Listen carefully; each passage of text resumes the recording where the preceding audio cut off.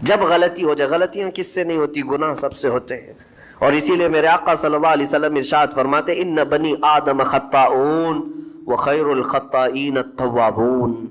آدم کی ساری اولاد خطا کرتی ہے، یعنی آدمی سب خطا کرتے ہیں، لیکن بہترین خطا کرنے والا وہ ہے جو خطا کرتے ہی توبہ کر لیتا ہے، توبہ کر لیتا ہے. کوئی رات تمہاری ایسی نہ ہو کہ بغیر توبہ کے سو جاؤ، کوئی صبح ایسی نہ ہو آپ کی جو اللہ تعالیٰ کی بارگاہ میں استغفار کر کے نہ شروع کرو. ہر دن توبہ کرو، ہر دن اللہ کریم کی بارگاہ میں استغفار کرو. اور قرآن کی ایک آیت میں آپ کو یہ بھی بتا دوں، 9ویں پارے سورہ انفال کی آیت ہے. اللہ تعالیٰ فرماتا ہے وَمَا كَانَ اللَّهُ لِيُعَذِّبَهُمْ وَأَنْتَ فِيهِمْ وَمَا كَانَ اللَّهُ مُعَذِّبَهُمْ وَهُمْ يَسْتَغْفِرُونَ. اللہ فرماتا ہے اس امت پر اللہ عذاب ویسا نازل نہیں کرے گا جیسے پہلی امتوں پر آتا تھا. اس کی وجہ یہ ہے، پہلی وجہ یہ ہے کہ ان کے بیچ میں میرا محبوب آرام کر رہا ہے، رسول پاک صلی اللہ علیہ وسلم. دوسری ایک وجہ رب تعالیٰ فرماتا ہے وَمَا كَانَ اللَّهُ مُعَذِّبَهُمْ وَهُمْ يَسْتَغْفِرُونَ. جب تک لوگ اللہ کی بارگاہ میں استغفار کرتے رہیں گے، استغفر اللہ ربی من کل ذنب واتوب الیہ. یہ آیت کب نازل ہوئی تھی میں آپ کو بتاؤں. 2 صحابہ تھے، دونوں گہرے دوست تھے، بہت ہی گہرے دوست، مدینے کے رہنے والے. اس میں سے ایک صحابی تجارت کے لیے جا رہے تھے اور ان کے گھر بار میں ان کی بیوی تھی بس، اور کچھ نہیں. تو اپنے دوست سے کہا کہ میں جا رہا ہوں، مجھے آنے میں تاخیر ہو سکتی ہے، میرے گھر پر اگر کبھی سودا سلف لانے کی ضرورت پیش آئی تو میری بیوی کو یہ پہنچا دینا ساز و سامان. یہ کہہ کر کے وہ تجارت پہ چلے گئے. جو دوست صحابی تھے، دیکھیں صحابہ کے بہت سارے کام امت کے لیے درس ہیں، قیامت تک آنے والے مسلمانوں کے لیے وہ مشعل راہ ہیں. تو وہ جو دوست صحابی تھے سودا سلف لے کر کے گھر جایا کرتے تھے اپنے دوست کی بیوی کو پہنچانے کے لیے. ایک دن ایسا ہوا کہ شیطان نے ورغلایا اور سودا سلف سامان لے کر گھر گئے.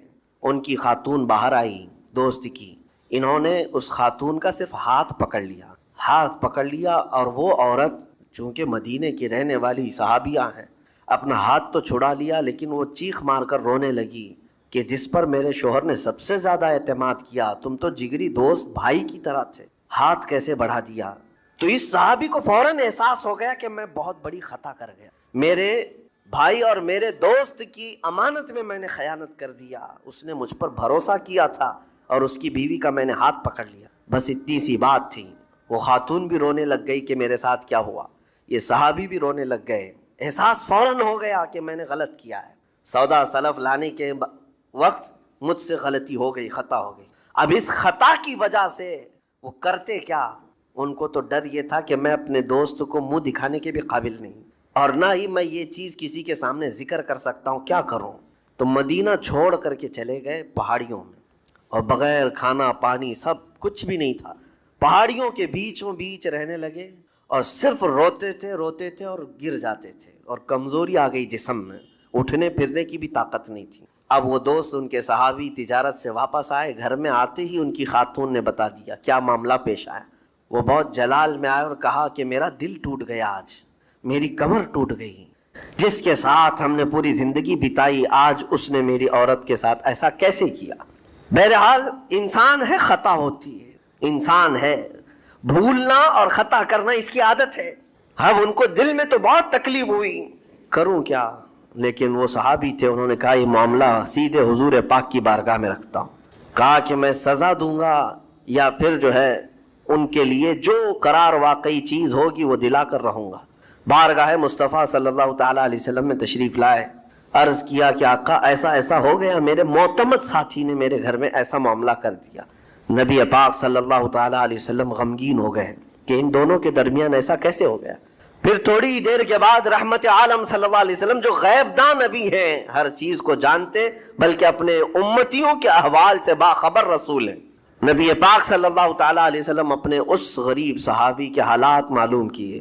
پتہ چلا کہ وہ تو گھر بھی چھوڑ دیا، مدینے بھی چھوڑ دیا، پہاڑیوں میں جا کر کے پناہ لے کر کے اکیلا تنہا رہ رہا ہے. اللہ کے نبی صلی اللہ تعالیٰ علیہ وسلم اپنے اس غریب امتی صحابی کے حالات معلوم کرنے کے بعد اللہ کریم کی بارگاہ میں عرض کرتے ہیں کہ مولا تو فیصلہ سنا دے. اللہ تعالیٰ نے آیت نازل فرمائی، جو آیت میں نے آج آپ کے سامنے تلاوت کیا.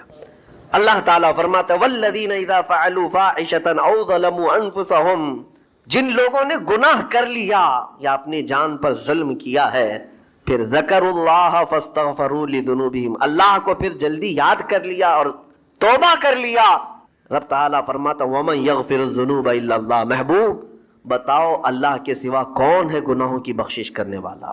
آج مجھے زیادہ طور پر توجہ دینے کی ضرورت بچیوں کی تربیت پر ہے، لڑکیوں کی تربیت پر ہے۔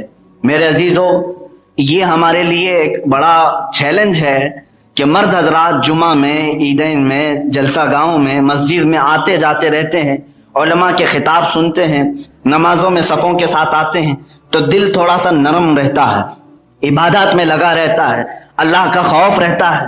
جب کسی جگہ پر یہ جلسوں میں جائیں، علماء کو سنتے ہیں، دین کی طرف ان کی رغبت بڑھتی ہے، لیکن برسوں تک عورتوں کو کچھ سننے کا یا اس طرح کا موقع نہیں ملتا، جس کی وجہ سے ان کے دلوں میں زنگ پیدا ہو جاتا ہے اور دین سے دوری وہ اختیار کر لیتی ہیں۔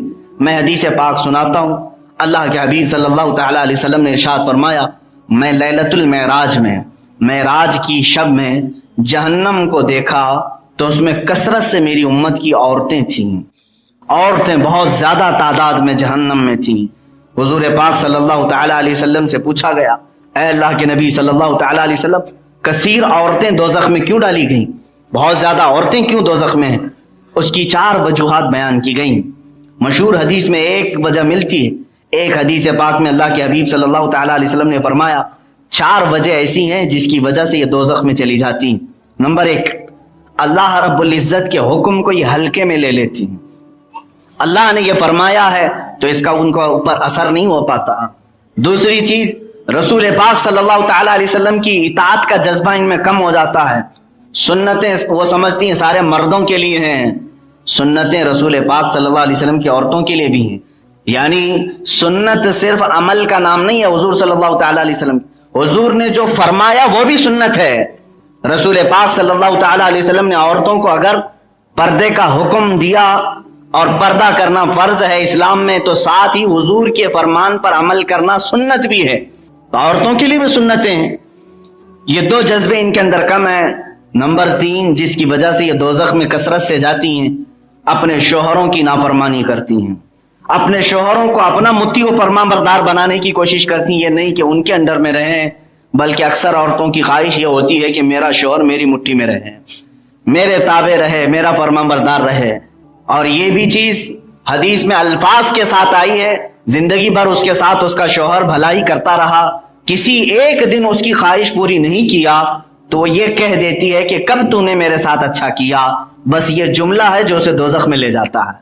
3 چیزیں۔ چوتھے نمبر پر میرے آقا صلی اللہ تعالیٰ علیہ وسلم فرماتے ہیں، عورتوں کو بن ٹھن کر کے بناؤ سنگھار کر کے باہر نکلنے کی خواہش بہت زیادہ ہوتی ہے، اور عورتیں اپنے شوہروں کے علاوہ جو سج سنور کر بازار نکلتی ہیں ان کے لیے جہنم کے دروازے کھولے جاتے ہیں، وہ دوزخ کے دروازوں کو کھولتی ہیں۔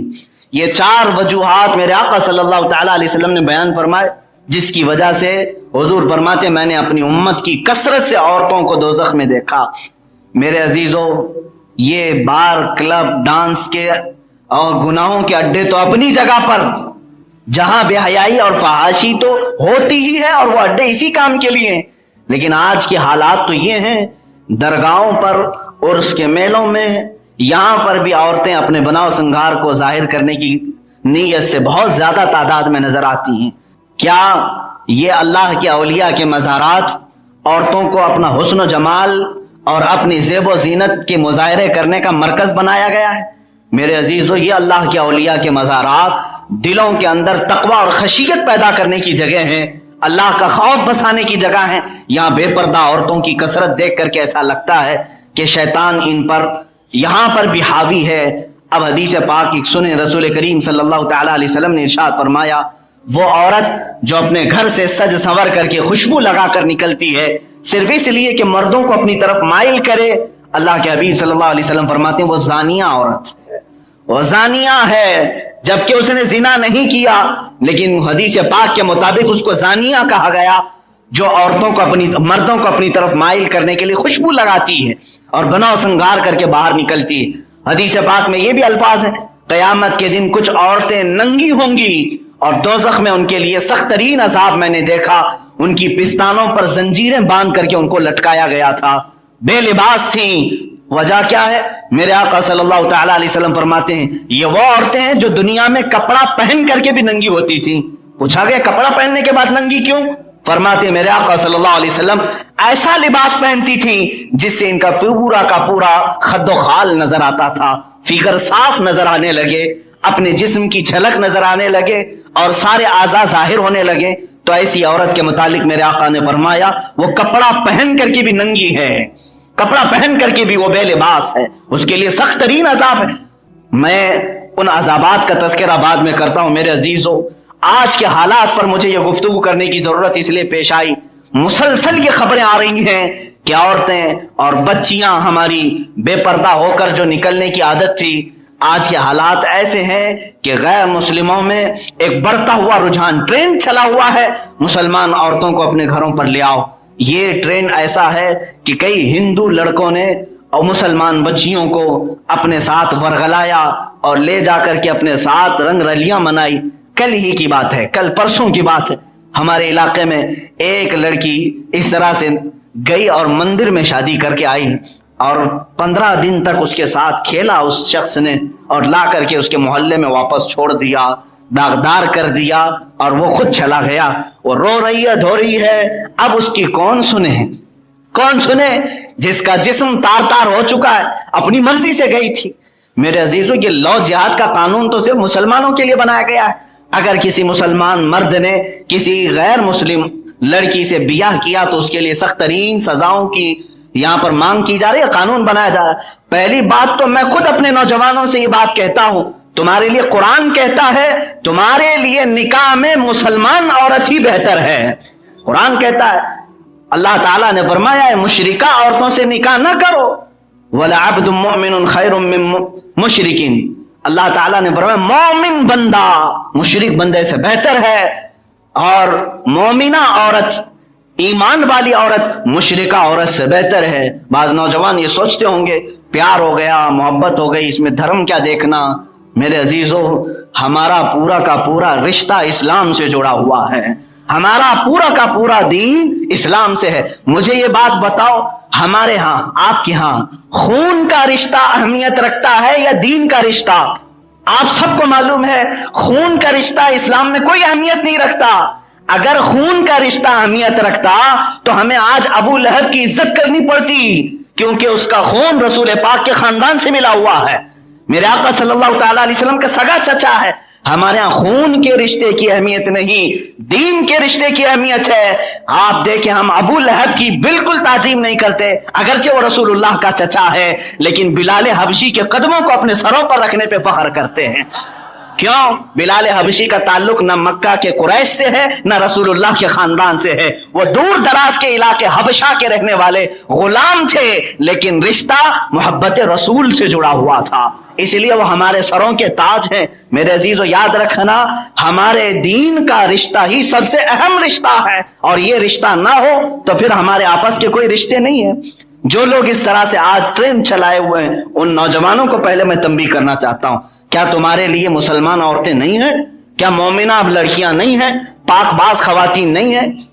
بلکہ تمہیں تو حکم دیا ہے اللہ کے حبیب صلی اللہ تعالی علیہ وسلم کہ جب نکاح کرو تو یہ نہیں ہے کہ تم صرف رات گزارنے کے لیے ایک عورت کو اپنے بستر پر لا رہے ہو، بلکہ میرے عزیز تم جس خاتون کو نکاح کر کے اپنے گھر لا رہے ہو، در حقیقت قیامت تک تمہاری چلنے والی نسل کی ایک درسگاہ لا رہے ہو، ایک عمارت لا رہے ہو جس کے چھت کے سائے میں تمہاری اولاد پروان چڑھنے والی۔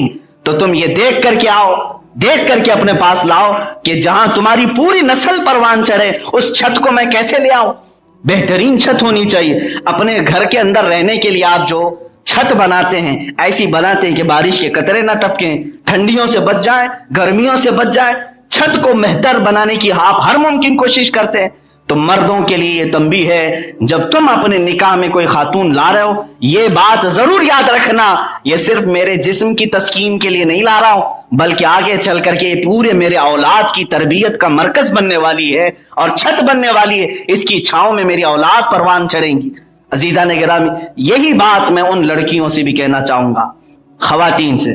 آج مجھے یہ اخبار دہلا دے رہی ہیں. شاید ہو سکتا ہے آپ کے پاس کچھ نوجوان ہیں جنہوں نے کنٹینیو مجھے یہ بھیجنا شروع کر دیا اور بار بار مجھے یہ ریکویسٹ کیا کہ ہماری بچیوں کے لیے آپ کچھ تو بولیں. میں بہت سالوں سے بول رہا ہوں, ہو سکتا ہے میری بات ان تک نہ پہنچی ہو, لیکن ابھی میرے پاس تقریباً 60 یا 70 پروفائل ایسے بھیجے گئے جن میں مسلمان بچیوں کو لے جا کر ورغلا کر مندروں میں شادی کرائی گئی. صرف اور صرف آندھرا پردیش کے ایک حافظ قرآن ہیں, انہوں نے میرے پاس ایک ڈیٹا پیش کیا جس میں صرف اور صرف 1 سال کے اندر 5000 لڑکیوں کو انہوں نے بتایا کہ یہ غیر مسلموں سے بیاہ کی ہیں اور مندروں میں شادیاں رچائی ہیں. بہرحال یہ جو بڑھتا ہوا رجحان ہے آج میرے عزیزوں, کیا یہ تربیت کا فقدان نہیں ہمارے گھروں میں؟ کیا تم اپنی بچیوں کی اتنی بھی تربیت نہیں کر سکتے کہ آخرت ایک جگہ ہے, قیامت ایک جگہ ہے جہاں پر تمہیں حساب و کتاب دینا ہے؟ آؤ سنو اللہ کے حبیب صلی اللہ تعالیٰ علیہ وسلم کے فرامی احادیث میں سناتا ہوں خواتین کے لیے, آج ہماری بچیوں کے لیے. اے نوجوان بچیوں, جو کچھ بھی ہو جائے لیکن دین سے برگشتہ نہ ہو. اللہ نے ہر ایک کا جوڑ بنایا ہے, صبر رکھو تمہارا بھی جوڑ ملے گا. یہ نہیں کہ آپ آپے سے باہر ہو گئے ہیں اور باہر نکل کر کے ایسے مردوں کے ہتھے چڑھ گئی جو شیطان ہیں. ایک اور واقعہ میرے پاس پیش ہوا. ایک خاتون ہے, وہ اپنے بچے کو لے کر کے چل رہی ہے جس آپ نے بتایا, تو وہ خاتون پوجا پاٹ کر رہی تھی, تمام معاملات کر رہی تھی, لیکن بعد میں پتا چلا وہ صاحب اس کو پہچانتے ہیں کہ اس خاتون کو میں نے بہت پہلے کہیں دیکھا ہے. بعد میں پوچھنے پر پتا چلا کہ ہاں یہ وہی لڑکی ہے جو ان کے پڑوس میں تھی. ان کے باپ پرہیزگار عالم دین تھے. اور پھر اس لڑکی کا نام آمنہ. میں یہ صرف آپ کو عبرت کے لیے بتا رہا ہوں, کسی جگہ کی نشاندہی کے ساتھ یا پرٹیکولر کسی ایک خاتون کو ٹارگٹ کرنے کے لیے نہیں کہہ رہا ہوں. آج وہ اپنے بچوں کو خدا کے علاوہ دوسرے خداؤں کے سامنے بت پرستی کرنے پر مجبور کر رہی ہے. اس گھر کی کیا وجہ رہی ہوگی جو کسی ایک اچھے گھر سے تعلق رکھتی تھی؟ وجہ مجھے جہاں تک لگتی ہے میرے عزیزوں, شیطانی وسوسے اور تربیت کا فقدان. تربیت اپنی بچیوں کی اگر نہ کرو تو یہی حالات ہوں. آج آپ کس طرح کی تربیت سمجھ رہے ہیں؟ ان چھوٹی ننھی بچیوں کے ہاتھوں میں موبائل پکڑا دو, انٹرنیٹ کھول کر کے دیکھ دو, اور تقریباً ساری لڑکیوں کے ہاتھ میں فیس بک اور انسٹاگرام. وہ قرآن کی طرح پڑھ رہی ہیں اس کو, جیسے لگتا ہے کہ ہر پیج پر انہیں کوئی ثواب ہے. کثرت سے اس میں مشغول خواتین ہیں, آج لڑکیاں ہیں, وہ یہ سمجھتی ہیں کہ انسٹاگرام چلانا واجب ہے آج کے زمانے میں. یہی بلا ہے جہاں سے شروعات ہو رہی ہے. یہاں سے ان کی فرینڈشپ ہوتی ہے, دوستیاں ہوتی ہیں, پھر ملاقاتیں ہوتی ہیں. اسی لیے قرآن پاک نے جس جڑ پر پابندی لگائی تھی وہی آیت میں نے خطبے میں پڑھی. رب تعالیٰ فرماتا ہے وَقُلْ لِلْمُؤْمِنَاتِ يَغْضُضْنَ مِنْ أَبْصَارِهِنَّ, اے رسول آپ فرما دیں مومنہ عورتوں سے کہ وہ اپنی نگاہیں نیچی رکھیں, نگاہوں کی حفاظت کریں. خواتین کو اللہ تعالیٰ نے فرمایا نگاہوں کی حفاظت کریں. آج یہ کثرت سے بڑھتا ہوا رجحان ہمیں پریشان کر رہا ہے. اے میرے عزیزو, میں نے یہ اعلانات بھی سنے, کچھ سنگٹھنوں نے کھلے عام یہ اعلان کیا جاؤ مسلم لڑکی کو بھگا لاؤ, 2.5 لاکھ روپے ہم سے لے لو. یہ آج چلے ہوئے ٹرینڈ ہے. اگرچہ ان لوگوں کی کوئی اپنی ویلیو نہ ہو, وہ کوئی رجسٹرڈ تحریک تنظیم نہ ہو, لیکن یہ باتیں اخبار میں اور گردش کرتے ہوئے افواہوں میں بھی موجود ہیں. آپ اپنے گھروں کی حفاظت خود کرو, تربیت گاہ اپنے گھر کو خود بناؤ. ان بچیوں کو کثرت سے رسول پاک صلی اللہ تعالیٰ علیہ وسلم کے واقعات سناؤ, صحابیات کے واقعات سناؤ, دل نرم ہوگا اور انہیں اسلام پر چلنے کا جذبہ ہوگا. حضرت سیدہ سمیہ رضی اللہ تعالیٰ عنہ کا واقعہ اکثر میں سناتا رہتا ہوں. یہ اتنی پردہ کرنے والی خاتون تھیں کہ مکہ کے ابو جہل اور دوسرے کفار نے انہیں قید کیا اور گھوڑے کے پیروں سے انہیں باندھ کر کے دوڑایا. ان کے جسم کی ہڈیاں سرکتی رہیں, ٹوٹتی رہیں, اور پھر ان کی شرمگاہ پر نیزہ مار کر کے انہیں شہید کیا گیا. یہ پہلی شہیدہ ہیں سیدہ سمیہ. کس بات پر شہید کی گئی تھی؟ صرف یہی تھا کہ یہ عورتوں کو, مکہ کی عورتوں کو تبلیغ اسلام کرتی تھی, جہنم سے ڈراتی تھی, بے حیائی سے روکتی تھی, 4 چیزوں کی انہیں وصیت کرتی تھی. وہ کیا چیزیں؟ اللہ سے شرک نہ کرو, چوری نہ کرو, زنا کے قریب نہ جاؤ, اپنی اولاد کا قتل نہ کرو, بہتان نہ لگاؤ. یہ آیت بھی آئی ہے قرآن پاک میں. یہ وصیتیں کرنے والی خاتون کو شہید کر دیا گیا. میں اپنی قوم کی بچیوں سے کہوں گا حضور پاک صلی اللہ تعالیٰ علیہ وسلم کی اس حدیث کو یاد کرو, قیامت کے دن ایک خاتون کو بالوں سے لٹکایا گیا جہنم میں، اور صرف بالوں سے وہ لٹکی ہوئی تھی۔ پوچھا صحابہ نے کہ وہ اس عذاب میں کیوں گرفتار تھی؟ حضور پاک صلی اللہ تعالی علیہ وسلم فرماتے ہیں اس لیے کہ وہ اپنے بال کھول کر کے مردوں کے سامنے آیا کرتی تھی اور وہ اپنی زیب و زینت کو دکھاتی تھی، جس کی وجہ سے اسے بالوں سے لٹکایا گیا دوزخ کے عذاب میں۔ ایک خاتون کو حضور فرماتے ہیں میں نے اس حال میں دیکھا دوزخ میں کہ اس کے منہ سے آگ داخل کی جا رہی ہے اور اس کے پخانے کے مقام سے نکالا جا رہا ہے اور انتڑیاں اس کی نکل کر کے باہر نکلتی ہیں۔ پوچھا گیا یہ کون سی عورت ہے؟ اللہ کے حبیب صلی اللہ تعالی علیہ وسلم فرماتے ہیں دیکھیں کتنی سخت بات، جو مردوں سے نرم و نازک بات کرتی تھی اس عورت کو یہ عذاب دیا گیا ہے۔ نرم و نازک بات کرنا کیا ہے؟ کہا اس لیے ہلکے انداز میں بات کرتی تھی، نسوانی انداز میں، کہ سامنے والے مرد کے نیتیں بدل جائیں۔ میرے عزیزو، اسلام نے یہاں پر بھی پابندی لگائی۔ خاتون کو کہا گیا، قرآن کہتا ہے فَلَا تَخْضَعْنَ بِالْقَوْلِ، تم بات کرنے میں بھی ایسا انداز مت اختیار کرو عورتیں کہ جس کو کہتے ہیں نزاکت، نرم انداز میں اس طرح سے بات کر رہی ہیں کہ سامنے والے کا دل جو ہے اس کی طرف مائل ہو جائے۔ فَيَطْمَعَ الَّذِي فِي قَلْبِهِ مَرْضٌ، اللہ فرماتا ہے جس کے دل میں مرض ہے اور وہ تم پر فدا ہو جائے تمہاری صرف باتوں کی وجہ سے۔ قرآن کہتا ہے اس کے لیے دردناک عذاب ہے۔ اس عورت کو جو نرم بات کرتی ہے پھر کیا کیا جائے؟ حدیث پاک میں اگر مردوں سے بات کرنے کا کوئی ایسا موقع آیا تو عورت سخت ترین انداز سے ایسے بات کرے کہ مرد کے اندر کوئی تمہارے لیے محبت نہ پیدا ہو، تمہارے لیے احساسات اور جذبات خواہشات نہ پیدا ہو، اپنے کام کی بات کرے اور نکل جائے۔ یہ بھی عورتوں کی اس خراب عادت کو اسلام نے پابندی لگائی ہے۔ بہت ساری عورتیں صرف اور صرف باتیں کر کے لوگوں کو پگھلاتی ہیں، بہت سارے نوجوان اسی لیے بہکتے ہیں کہ ان کی باتیں سن کر کے، کہ عورت کے انداز اور نرم و نازک باتوں سے شیطان لوگوں کے دلوں میں احساسات اور خواہشات پیدا کرتا ہے۔ یہ بھی پابندی لگائی، یہاں تک کہ قرآن کی آیت میں پڑھ کے آپ کو بتا رہا ہوں، اللہ فرماتا ہے وَلَا يَضْرِبْنَ بِأَرْجُلِهِنَّ لِيُعْلَمَ مَا يُخْفِينَ مِنْ زِينَتِهِنَّ۔ اللہ فرما رہا ہے اے عورتیں، تم میں سے کوئی بھی تیز تیز قدموں سے نہ چلے، زور سے نہ چلے، اتنا بھی اسلام میں حکم دیا گیا ہے۔ کیوں؟ اللہ فرماتا ہے اس لیے کہ تمہاری چھپی ہوئی زینت کوئی مرد دیکھ نہ لے، اپنے پیروں کو اچھل کود کر کے نہ چلے بازار میں کہ تمہارے اعضاء نظر آنے لگ جائیں، بلکہ ایسے سمٹ کر کے چلے کہ پتہ نہ چلے کسی مرد کو۔ یہ اسلام کی تربیت ہے میرے عزیز۔ یہاں تک کہ جو پائل پہنتی ہیں عورتیں اس کو بھی منع کیا، پائل پہن سکتی ہیں لیکن گھنگرو جس میں ہوتے ہیں آواز ہوتی ہے، چھن چھن کی آواز ہوتی ہے۔ فرمایا گیا جس گھر میں یہ عورت چھن چھن کی آواز کے پائل پہن کر چلتی ہے اس کے پیچھے شیطان رقص کرتا رہتا ہے، ڈانس کرتا رہتا ہے، اس کے آگے پیچھے ناچتا رہتا ہے، اس لیے کہ شیطان کو میوزک زیادہ پسند ہے۔ عورتوں کو اس سے بھی بچائے گا، کیوں؟ تمہارے پائل کے یہ گھنگرو سے اور ان چینوں کی آواز سے شیطان مردوں کے دلوں میں خواہشات بڑھا دیتا ہے۔ یہ اسلام کی تربیت ہے۔ ہم نے ان تمام چیزوں کو چھوڑا اور عورتوں کو ٹی وی اور سیریل کے پیچھے لگا دیا کہ تم یہیں سے ساری تربیت سیکھ لو۔ یہ سب بند کرو آج، ورنہ پھر ہماری ماؤں اور بہنوں کے ساتھ جو ہند میں ہو رہا ہے یہ بہت تیزی سے پھیلے گا۔ چند سالوں پہلے میں نے کہا تھا یہ سب ہونا ہے میرے عزیز، ہوگا۔ تمہاری مائیں، ہماری بہنیں، تمہاری بہنیں، یہ سب محفوظ نہیں رہیں گی۔ کیوں؟ اس لیے کہ ہم نے ناموس رسالت کو ہلکے میں لیا، حضور صلی اللہ تعالی علیہ وسلم کی عزت کو ہلکے میں لیا۔ امام غزالی فرماتے ہیں جب امت پر ایسا وقت آ جائے کہ وہ اپنے نبی کی عظمت کو ہلکے میں لینے لگ جائے تو دیکھ لینا چند دنوں کے بعد ان کی ماں اور بہنوں کی عزت نیلام کی جائے گی اور وہ کچھ نہیں کر سکیں گے، کچھ نہیں کر سکیں گے۔ آج حالات ایسے ہیں۔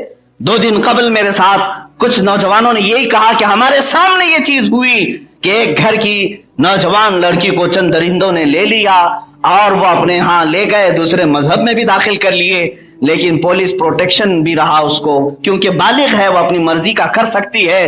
ہم دیکھتے رہ گئے اپنے گھر سے جاتی ہوئی بچی کو اور کچھ نہیں کر سکے۔ تب ہمیں یہ بات یاد آئی کہ یہی وہ حالات ہیں جب امام غزالی نے فرمائے تھے حضور کی عظمت کو تم نے ہلکے میں لیا تو چند دنوں کے بعد یہ سب ہمارے ساتھ ہونے والا ہے۔ عزیزان گرامی، میں اپنی بچیاں اور خواتین جو میرا میسج سن رہی ہوں ان سب سے بھی کہوں گا ڈرو اللہ کے عذاب سے، ڈرو اللہ کے عذاب سے۔ ایک غیر مرد کے ہاتھ میں ہاتھ اگر دے دیا کسی خاتون نے تو فرمایا گیا قبر میں اس پر 99 سانپ مسلط کیے جائیں گے. اجنبی مرد کے ہاتھ میں ہاتھ دیتی ہے. تو اسلام ہے یہ. آپ اگرچہ یہاں دوسروں کے ساتھ جی رہے ہیں, میں خواتین سے کہوں گا تمہیں جاب کرنے کی اجازت ہے, تمہیں تعلیم حاصل کرنے کی اجازت ہے, کالج جانے کی اجازت ہے, ساری چیزیں کرو, لیکن جو لمٹ اسلام نے رکھی ہے اس لمٹ میں رہ کر کے کرو. تمہاری تعریف میں قرآن کی آیتیں بھی موجود. اللہ تبارک و تعالیٰ تمہارے لیے اجر اور مغفرت رکھا ہے, لیکن اس حدود میں رہ کر کے کرو. فرعون کی بیوی کی کنگھی کرنے والی ایک خاتون تھی, کنگھی کرتی تھی, مشاطہ اس کو کہتے. معراج کی رات کے متعلق ایک روایت ملتی ہے کہ حضور پاک صلی اللہ تعالی علیہ وسلم کو خوشبو آئی, تیز خوشبو آئی. جبرائیل امین سے پوچھا یہ خوشبو کہاں سے آ رہی؟ آپ نے فرمایا یہ فرعون کے بیوی کے بالوں کی کنگھی کرنے والی خاتون کی قبر سے خوشبو آ رہی. پوچھا یہ کیا کرتی تھی؟ کہا کہ یہ موسیٰ علیہ السلام پر ایمان لا چکی تھی اور اس کی ایک چھوٹی سی بچی تھی. جب وہ ایمان لائی تو فرعون کو پتہ چل گیا اور فرعون نے اس کے حجاب کو, اس کے پردے کو نکالا اور دردناک عذاب دینا شروع کیا اور اسے سزائیں اتنی دی اور کہا کہ تو اپنے دین سے باہر نکلا, مجھے سجدہ کر. تو اس خاتون نے کہا یہ نہیں ہو سکتا, میں موسیٰ کے رب اللہ پر ایمان لا چکی ہوں. وہ ٹس سے مس نہیں ہوئی, یہاں تک کہ فرعون نے اس کے ہاتھوں میں کیل مار دیے, میخ مار دیے اور اسے دیوار پر چپکا دیا. پھر بھی وہ جمی رہی. اس کے گود کی بچی کو اٹھایا اور بھڑکتے ہوئے تنور میں ڈال دیا. آگ میں اس کی بچی جلتی رہی, اس کی چمڑی جلتی رہی, لیکن اس کی بچی کے منہ میں جو زبان تھی اس نے وہیں سے تندور سے کہا اے ماں میں تو جا رہی ہوں, لیکن اتنی جو تکلیف اب تک برداشت کر چکی ہے اس کے بعد پھر اس ایمان سے برگشتہ نہ ہونا, ورنہ قیامت کے دن تیرا اور میرا کوئی رشتہ نہیں رہے گا. اس چھوٹی سی بچی نے تندور میں یہ الفاظ کہے. اس کے بعد اس خاتون نے کہا اب تو میں نے اپنی بیٹی بھی فدا کر دی ہے, اب تو اور جو چاہے کر لے. یہاں تک کہ فرعون نے اسے پھانسی لگائی اور سزائے موت دی. وہ ایمان پر دنیا سے رخصت ہو گئی. اجر اللہ نے یہ دیا, معراج کی شب دولہا بن کر کے میرے آقا جا رہے ہیں اور اس مشاطہ کی قبر سے خوشبو میرے نبی کو سنگائی جا رہی ہے. یہاں صرف اور صرف ایک گورے چھٹے نوجوان کو دیکھا تو نیتیں بدلنے والی خواتین, تم اپنی قبروں کا خبر لو, تم اپنی قبروں کی خبر لو. اگر تمہارا ایمان سلامت رہے یہ اجر تمہیں بھی ملے گا. میں خواتین سے اور بچیوں سے کہوں گا کہ صرف اور صرف اپنی آنکھوں کی حفاظت کر لو, باقی سارا کام تمہارے لیے ہلکا ہو جائے.